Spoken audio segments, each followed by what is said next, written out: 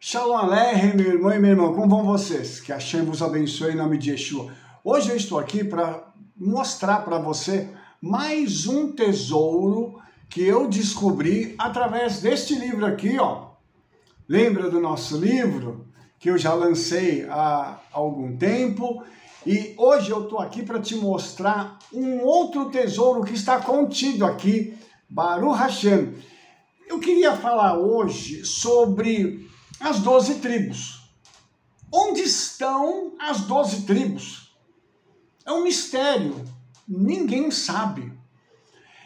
1 Pedro, capítulo 1, verso 1, diz assim: Kefa, que é Pedro, enviado de Yeshua, ungido aos escolhidos, dispersos e estrangeiros no Pontus, Galátia e Capadóquia, Ásia e Bitúnia. Kefa fala sobre aqueles escolhidos do Senhor que estão dispersos. E eles são conhecidos como as 12 tribos. Agora, é um mistério, né? Ele fala que eles estão espalhados por alguns territórios aqui. No Pontus, na Galátia, Capadóquia, Ásia e Bitúnia. No meu livro eu falo onde são esses lugares, tá? E esses lugares estão localizados na Ásia Menor, tá? Nas proximidades ali do Mar Negro. E esses lugares aqui têm muito a ver com os lugares onde Rabino Shaul passou, tá? E aí, irmãos, fica aquela dúvida. Como isso aconteceu, né? No cativeiro assírio, houve uma grande dispersão. Depois nós tivemos o cativeiro babilônico, onde os judeus foram para a Babilônia, né? Presos, porque quando houve a primeira dispersão no cativeiro assírio, nem todos retornaram. Uma grande parte dos nossos antepassados ficou fora da nação de Israel. Depois teve o cativeiro babilônico, o Império Medo-Persa e depois o romano, que perdura até hoje. Então, nesse ínterim, o nosso povo foi espalhado pelo mundo inteiro. E aí fica a pergunta, onde eles estão? Eu estava fazendo uma pesquisa e eu achei aqui no site do Beit Chabad, que é um órgão oficial do judaísmo ortodoxo no Brasil e no mundo.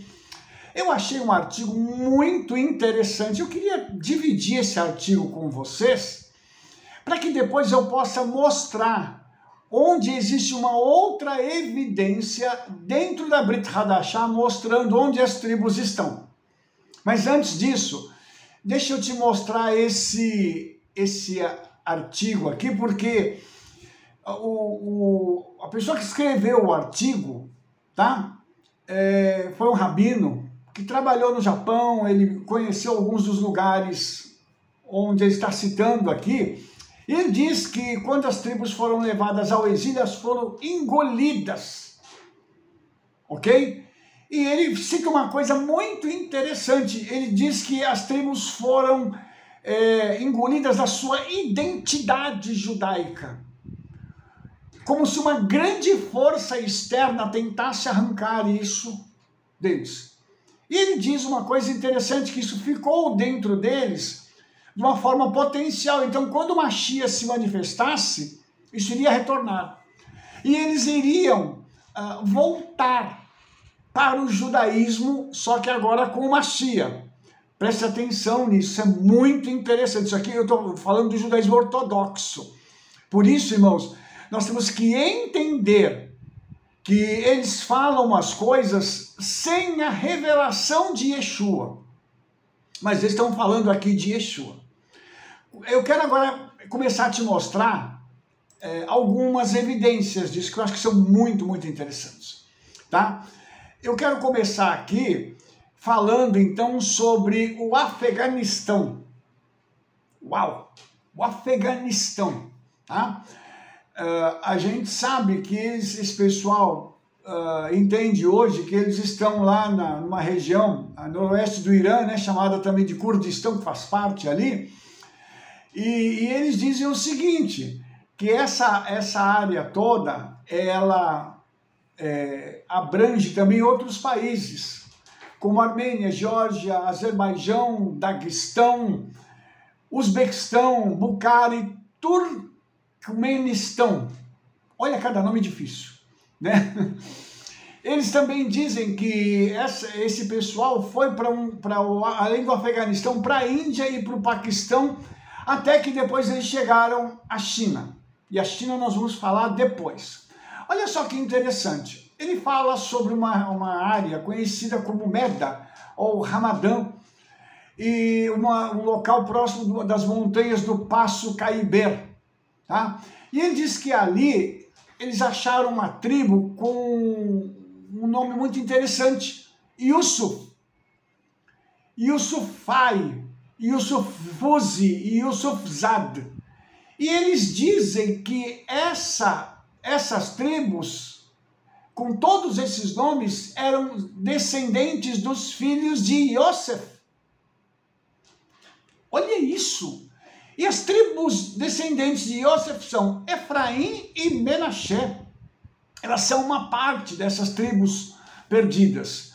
E aqui muito interessante porque quando eles foram encontrados, tá? Eles foram ligados à família real afegã, que também tem uma tradição muito antiga que se reporta ao antigo Israel. Essa tradição aqui está ligada com a tribo de Benjamim. Tá? Isso aqui já é uma outra vertente também dessa mesma situação aqui. E olha só como é interessante. Eles falam aqui que eles, quando se acabaram se aproximando do islamismo, eles foram obrigados a se converter ao islamismo. Tá? Mas eles mantiveram algumas tradições ligadas ainda à nação de Israel, às 12 tribos. Então veja bem, que hoje nós temos uma realidade muito interessante, a gente chama isso de criptojudaísmo, né? Porque é um judaísmo que está oculto, está meio escondido, porque eles são muçulmanos, eles hoje servem a Alá, Maomé, o tal do Mohammed. Mas interessante que lá atrás deles, nas raízes deles, eles vieram das 12 tribos. Aí nós temos na sequência um local chamado Burma, né? Que essa região está na fronteira entre a Índia e Mianmar. E dizem lá que vive a tribo de Manassés. E eles têm em torno de 2 milhões de pessoas. Tá? E a história diz que aqueles que se casaram com os chineses, eles têm uma aparência de sino-chineses e burmeses. Mas a tribo, ela é consciente da sua ancestralidade judaica. Olha só que coisa interessante. Essa tribo, ela tem alguns costumes interessantes. Uma delas é que ela sacrifica animais da mesma forma como era feito na Torá. Ou seja, há uma conexão muito forte aqui, tá? com Israel. Essa palavra Menash, ela aparece muitas vezes na poesia, nas preces que eles fazem, e eles se autodenominam Bnei Menashe, os filhos de Manassés. E quando eles oram, eles dizem, ó Deus de Menashe, referindo-se a Manassés. Então veja bem, a história mostra que quando Israel foi disperso, os nossos antepassados, eles acabaram indo para vários lugares do planeta, inclusive aqui. E uma coisa interessante é que eles só tiveram que abandonar essa tradição porque eles tiveram que se converter ao islamismo. Não foi uma opção. Foi uma ordem, entendeu? Então aqui tem uma coisa muito interessante, porque esse povo acabou vivendo em grutas, fugindo do islamismo. Eles acabaram vivendo em grutas durante algumas gerações e eles depois acabaram sendo absorvidos, né, por outras tribos e lá dentro de Burma, né? E eles chamavam a si mesmos de Luzi, e que significa 10 tribos, porque Lu significa tribo na língua deles, e Zi quer dizer 10. Então veja bem, esse pessoal ainda observava alguns rituais até o século XIX, como a circuncisão, entendeu? Eles faziam isso aos 8 dias de nascido de uma criança. Eles também observavam dias santos, que eram muito similares aos feriados judaicos, praticavam o casamento levirato. Então, tudo isso aqui são indícios de que esse pessoal pertenceu a Israel, tá? Então, eu quero falar um pouquinho agora sobre um outro país, tá? O Paquistão. Mais um país muçulmano, tá? Então, veja bem, esse pessoal também tem uma tribo chamada Patãs, que tem esse mesmo hábito da circuncisão, tá? Ao 8º dia. E uma coisa engraçada que está aqui na história é que eles têm uma espécie de talit pequenininho, chamado kafan, que é uma peça com 4 cantos, com os cordõezinhos, o tzitzit também amarrado, tá? E eles também têm um maior, que é chamado joinamas, que é um chale de 2 ou 3 metros para cobrir a cabeça e parte dos ombros, tá? Só que ele não tem franjas. Então, tem muita coisa interessante. Os patãs também, eles observam o Shabat. Olha que interessante, eles guardam o Shabat.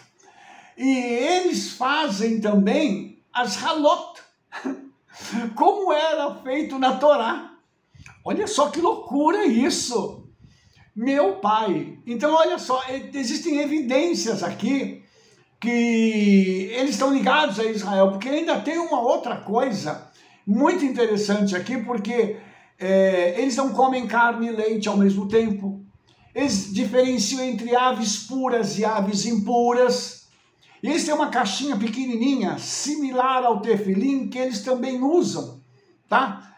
E assemelha-se à caixa japonesa Tokin, na testa de Yamabushi, usada pelos japoneses. Daqui a pouco eu vou falar do Japão também, entendeu? Então, os patãs ainda conservam nos nomes algumas coisas interessantes. Eles têm homens que se chamam Asher, Gad, Naphtali, Reuven, Efraim e Menashe. Mas eles têm pessoas que se chamam Israel, Shmuel e assim por diante. Aí vem a pergunta, será que esse povo não pertence às 12 tribos? Eles vivem costumes israelenses até hoje, da Torá. Então, veja bem, eles têm um sistema legal ainda, chamado Pashtun Vali, que é a lei dos Pashtun, que é semelhante à Torá. Veja, segundo o rabino que esteve lá e fez a pesquisa, eles têm páginas e mesmo os livros completos da Torá entre eles. E a pergunta é, como é que a Torá chegou lá? Tem que ter uma explicação, irmãos. Não dá para a gente simplesmente achar que é uma fantasia. Isso aqui é uma coisa que os nossos rabinos constataram isso e estão trazendo para cá. Isso é feito com uma pesquisa. Isso a gente não pode ignorar. Entendeu? Então, eu quero falar sobre um outro país aqui, a Caxemira, tá? A Caxemira também tem um pessoal que vive lá, são entre 5 a 7 milhões, tá? Eles têm nomes israelitas, os locais, né? Um dos locais chama-se Har Nevo. outro Beit Peor, Pisga, Heshbon. Todos esses nomes são ligados à nação de Israel, tá? E eles celebram uma festa chamada Páscoa, na primavera, quando eles acertam a diferença dos dias entre o calendário lunar e o solar, fazendo um ajuste semelhante ao calendário judaico. Olha que interessante isso. A maioria dos habitantes lá da Caxemira é muçulmano. O mesmo problema, tá? Conversão forçada. Tá? A história desse povo ela é envolta em grande mistério e não se sabe como eles chegaram até lá.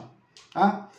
E eles tem um relato histórico que diz que na época de Vasco da Gama, né, no século XV,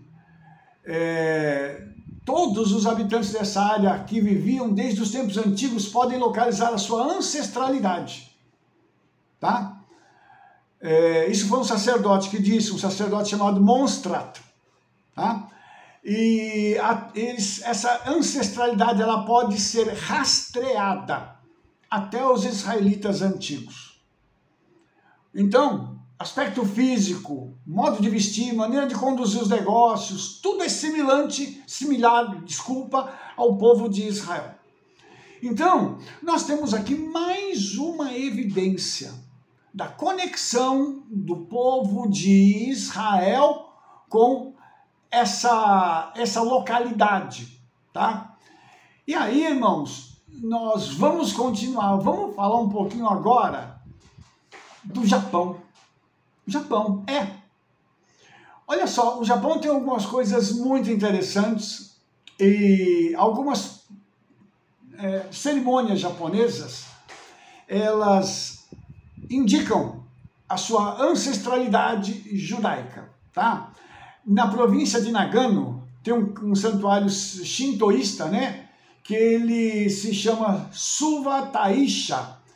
Ele tem um festival chamado Ontoshai, que acontece em 15 de abril, quando eles usavam o calendário lunar, né? E nesse festival tem uma coisa muito interessante, porque ele ilustra a história de Yitzhak, quando Abraham estava pronto a sacrificar o seu filho. Esse festival Ontoshai, desde os tempos antigos, ele é considerado um festival muito importante, tá? Atrás desse santuário que eu citei agora, tem uma montanha chamada Monte Moria. O som é semelhante ao que você ouviu mesmo, Monte Moriá, tá? E nesse festival, durante o festival, um menino, ele é amarrado com uma corda num pilar de madeira e ele é colocado sobre um carpete de bambu. Um sacerdote shintoísta chega segurando uma faca e corta a parte superior do pilar de madeira. Mas então chega o mensageiro e o garoto é liberado.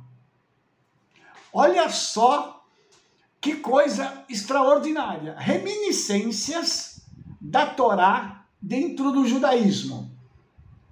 Tá?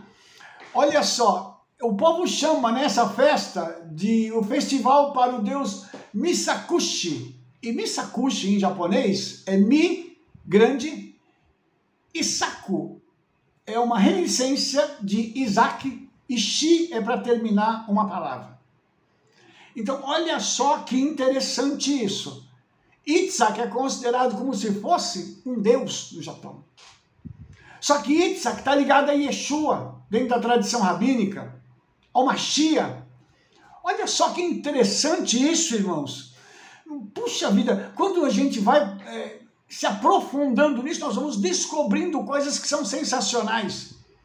E a Brit Hadashah já avisou que o pessoal estava disperso e que iam ter essas marcas que seriam distintivas para poder identificar os judeus, mesmo dispersos. Agora, deixa eu mostrar uma outra coisa para você. Você já deve ter ido num bairro japonês ou chinês, e quando você foi entrar naquele bairro, você viu um portal vermelho, né? E esse portal é muito interessante porque pergunta-se, de onde veio isso aí? Aí nós vamos falar agora sobre Pessach. o que se tem em Pêssar? O sangue que era aspergido nos umbrais e na verga da porta. Ou seja, aquilo é um sinal de que eles estão debaixo da proteção do sangue do Cordeiro. Vamos continuar. O negócio é sério, irmãos. O judaísmo, ele está espalhado por todo o mundo. E quem não tem conhecimento acha que é uma coisa cultural. Não é. O Senhor colocou marcas da Torá, das Escrituras, que ligam o povo de Israel a essas culturas, a esses povos. Tá? Então, tem um costume que foi levado lá para o Japão no século VII, aproximadamente, né? Que é o yamabushi, que é colocado uma caixa preta na cabeça, chamada toquim, que era amarrado com um cordão preto, tá? Parece muito com o tefilim quando é colocado na testa, tá? O tamanho do toquim é muito parecido com o do tefilim, mas ele é redondo e tem formato de uma flor. Então, tudo isso, irmãos, nós estamos mostrando para vocês aqui que são essas reminiscências do judaísmo, de acordo com aquilo que Yohanan, Kefa, disse que as tribos estavam dispersas. E isso vai mostrar agora aquilo que falou o Beit Rabbah no princípio. Eles foram arrancar o judaísmo deles, mas ficaram as marcas para mostrar que eles têm uma ancestralidade judaica. Muito interessante isso. Muito interessante.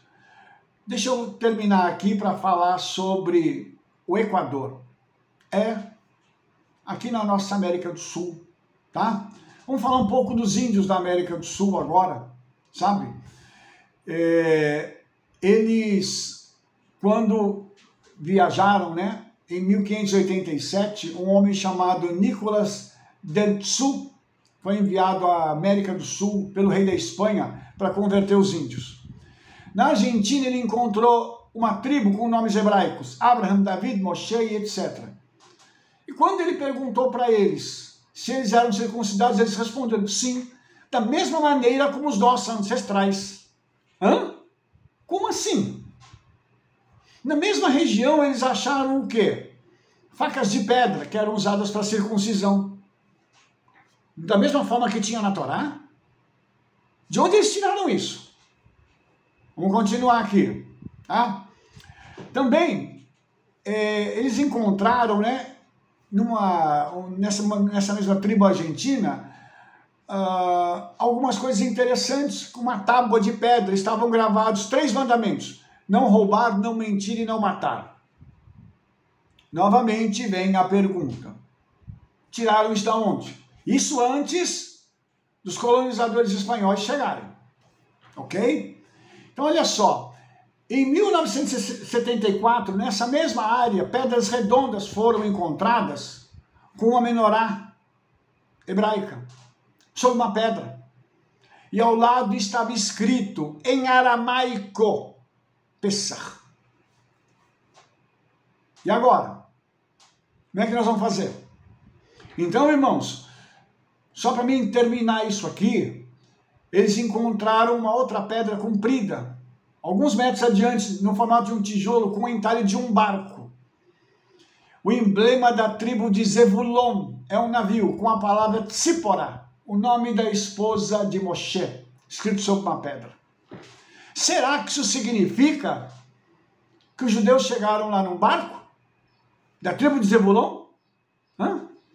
Isso é um mistério e nós precisamos entender o que aconteceu.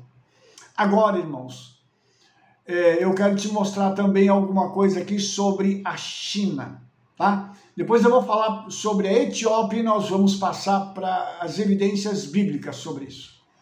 A China, irmãos, a China é uma coisa muito interessante, irmãos, porque os chineses, né, foi profetizado, né, por Isaías, que eles viriam de longe. Também os chineses voltariam, né, para poder compor a nação de Israel, né?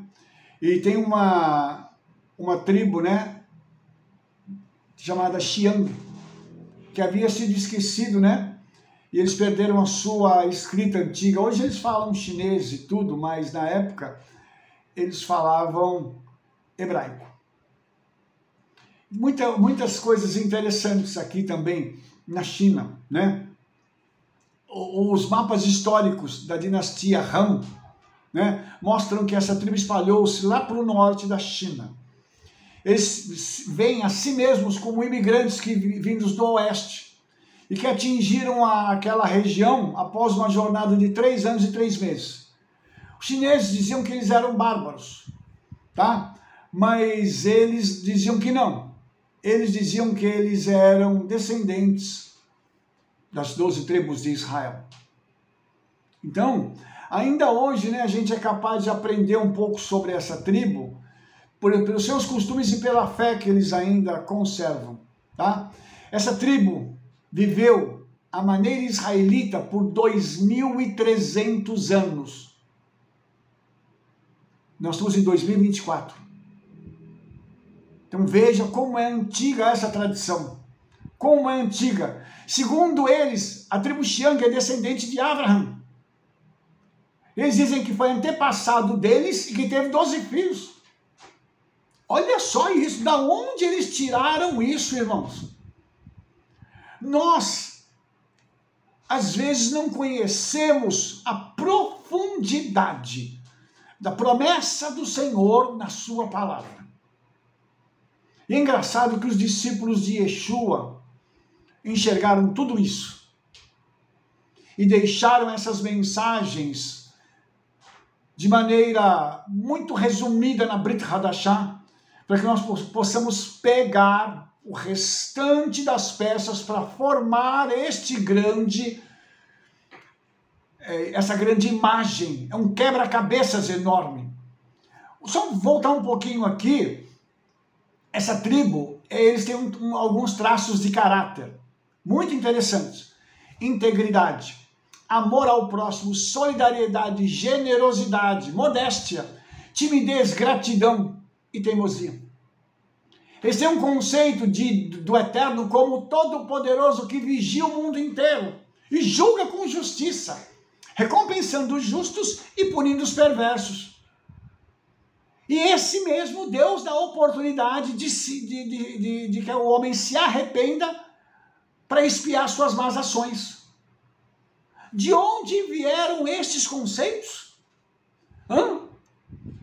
A história diz que lá no passado deles, eles escreviam em rolos, de pergaminhos. Dá para entender isso, irmãos? Dá para entender como o Senhor tem mostrado para nós coisas extraordinárias. Essa tribo ainda tem um negócio interessante, porque eles praticam Pêssar, celebram Pêssar. Só que antes de eles fazerem a oferenda de Pêssar, a pessoa é solicitada a se vestir, se lavar, se vestir com roupas limpas. Um mikveh. Os sacrifícios tinham que ser lavados e purificados. Essa tribo também adotou o casamento levirato.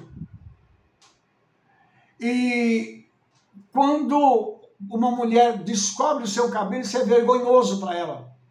O que ela faz? Ela usa um echarpe na cabeça branco.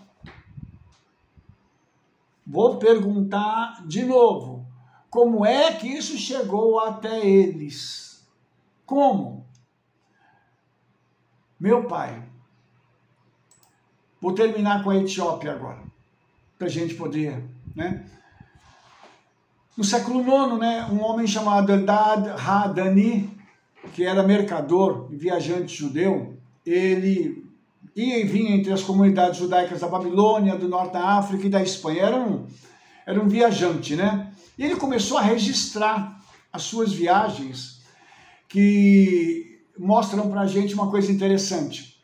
Esse Eldad, ele menciona aqui em Cush, né, onde hoje é a Etiópia, haviam descendentes da tribo de Dan e de outras tribos de Israel. Então ainda existe uma tribo hoje, que é um grupo de judeus chamados Falachas, tá?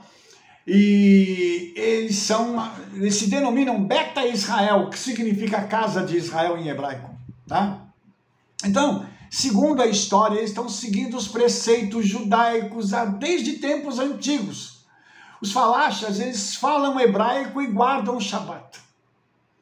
Então, eles pereceram, né, através de uma insurreição que aconteceu lá na Etiópia, infelizmente, né? E só os remanescentes conseguiram migrar para Israel, tá? E uma coisa interessante é que lá por volta de 740, né, o rei e o povo de Khazar converteram-se todos ao judaísmo, tá? Isso é uma outra história, né, que o Eldad conta, que em Khazar, 3 das tribos perdidas de Israel vivem ali, uma parte delas, um remanescente, Reuven, Gad e metade de Menashe. Eles eram aproximadamente 300 mil pessoas e agora são uma tribo praticamente inexistente. Hoje, irmãos, nós temos essas evidências históricas que nos mostram o seguinte: o Eterno espalhou o seu povo e deixou marcas em todo o mundo do judaísmo. Queiramos nós ou não, nós vivemos no mundo judaico, tá? Eu estou falando agora, irmãos, acabei de citar nações aqui que são muçulmanas, mas carregam o quê? Os preceitos judaicos inseridos na sua história. Olha só que coisa impressionante isso. E eles não podem negar isso, porque isso faz parte da história deles. Eles foram obrigados a se tornarem muçulmanos pela força. É interessante que a diferença do judaísmo e do islamismo é essa. O judaísmo fala sobre amor. O islamismo é sobre violência. Tá? E você percebe que os terroristas, todos que apareceram na história, são muçulmanos. E é impressionante como isso tem ficado cada vez mais claro nos dias de hoje. Eu tenho um vídeo aí no meu canal que se chama O Islamismo é Terrorista. Isso, o islamismo é terrorista. Dê uma assistida nesse vídeo, já tem anos que eu publiquei esse vídeo. E é uma verdade que hoje está cada vez mais clara para nós. Mas eu quero te mostrar agora, no livro de Yaakov, Tiago, uma evidência que mostra hoje onde estão essas tribos. Além desse pessoal que está espalhado por aí, e o resto deles estão aonde? Eu vou te mostrar agora, tá? Eu vou ler a tradução de Tiago 1:1 de acordo com o hebraico, tá? Isso é uma coisa que eu estou preparando para lançar. Esse aqui é um livro que ainda não foi lançado.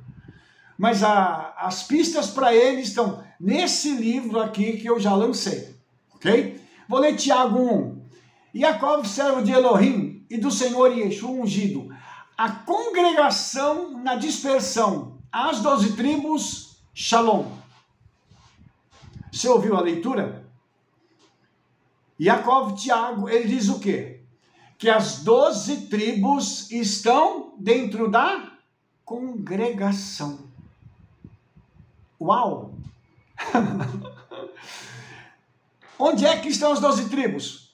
Dentro das congregações judaico-messiânicas, dentro das sinagogas e dentro das igrejas evangélicas. Rabino, misericórdia? Não, misericórdia não, eu estou falando para você a verdade. Os pastores, eles têm uma fala que é muito, é o chavão, é o clichê deles, né? Quando falam conosco, vocês estão judaizando a igreja. Só que se for olhar pela Bíblia, as igrejas são judaicas, porque o povo judeu está dentro delas. Os descendentes dos judeus, que não deixam de ser judeus, obviamente. Os irmãos entenderam isso? Eu quero mostrar para você isso aqui agora, porque isso aqui é uma coisa muito importante. Isso aqui é uma descoberta, irmãos, que tem uma evidência hoje escriturística, está aqui a evidência, nesse texto, que mostra para a gente que as 12 tribos estão espalhadas pelo mundo, dentro das congregações judaico-messiânicas, dentro das sinagogas e dentro das igrejas. Os irmãos entenderam? Não tem como fugir, tem uma evidência aqui escriturística. Pode falar o que quiser, mas está aqui a evidência. Se você que é pastor, ou você que é de alguma igreja, dizer assim, eu não acredito nisso, o problema é seu. Está aqui o texto, você tem que brigar com o texto em hebraico, não comigo. O meu papel aqui é trazer para você a verdade e te mostrar que nós temos hoje um papel de retorno. Eu estou falando sobre isso, irmão, só há 35 anos. Eu tenho conversado com pastores, com líderes e mostrado essa realidade. Mas, infelizmente, existe um espírito, não só de antissemitismo na igreja, mas de teimosia. Sabe? Aquela coisa assim, não, eu tenho um sistema, eu sirvo a um sistema, e se eu largar o sistema, como é que eu vou fazer? O diabo, irmãos, conseguiu colocar isso num outro patamar. E qual é o patamar que o diabo colocou? A igreja, ela se transformou, sabe em quê? Numa empresa, num negócio. Infelizmente, a gente vê isso muito. E aqui é uma crítica minha, sim. Nós devíamos pensar no povo. Nós devíamos pensar nas pessoas. Nós devíamos pensar em trazer para eles a verdade, ainda que eles vão embora. Uma parte deles vai embora, não importa. Quem é trigo, fica na casa do Senhor. Quem não é trigo, vai embora. E tem que lembrar o seguinte, o destino do trigo é ser recolhido para o Senhor. O Senhor tem um celeiro que ele enche de trigo na eternidade. O joio também é recolhido. Só que ele vai para ser queimado no inferno. E a gente sabe que no meio das nossas congregações, sinagogas e igrejas, tem as duas qualidades. Tem o trigo e tem o joio. Vai fazer o quê? Mas nós não podemos nos furtar de dizer e anunciar a verdade. As 12 tribos, elas estão dentro das igrejas, mas é preciso que nós possamos resgatar isso na igreja. É preciso que a gente resgate isso no meio evangélico, no meio cristão. Isso aqui é uma revelação que o Senhor está dando para a gente através do conhecimento da palavra. Isso aqui, irmãos, é algo que pode mudar a nossa história. E pode permitir que nós tenhamos uma condição melhor de trazer ao povo do Senhor não só um conhecimento a um nível mais alto, mas um nível mais alto de relacionamento com Yeshua, com o Espírito Santo, com o Eterno. Eu estou mostrando isso para você, para que você possa compreender que todos esses fatos que foram descobertos pelo judaísmo ortodoxo e que são verdadeiros, carecem ainda de uma peça final, que é justamente esta. Por isso, irmãos, quando o Rabino Shaul, lá em Romanos capítulo 11, ele diz que nós deveríamos provocar ciúmes dos nossos irmãos judeus, isso significa que nós temos que ter zelo para cumprir aquilo que está escrito na palavra. É interessante, irmãos, porque nós judeus messiânicos não somos muito bem quistos, né, dentro do judaísmo. E é interessante isso porque algumas semanas atrás eu fui almoçar com a minha esposa.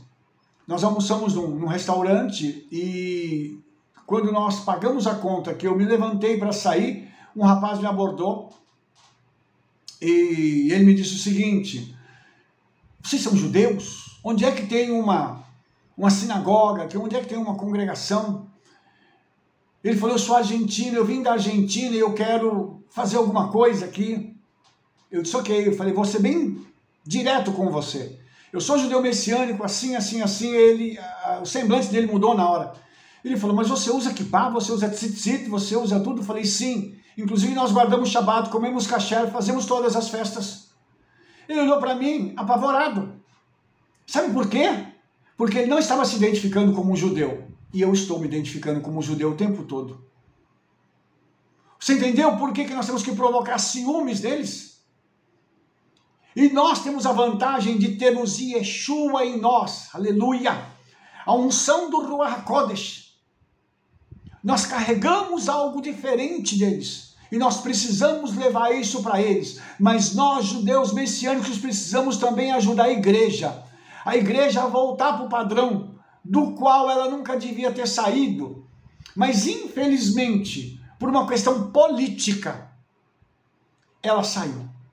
E até hoje ela luta com esse dualismo entre estar servindo a Yeshua de uma forma mediana, digamos assim, precisando ainda ser restaurada para que haja uma incorporação do restante da tradição de Torá, de obediência e do próprio poder de Yeshua, para que a igreja possa então se tornar um organismo mais forte, mas completamente ligado a Israel.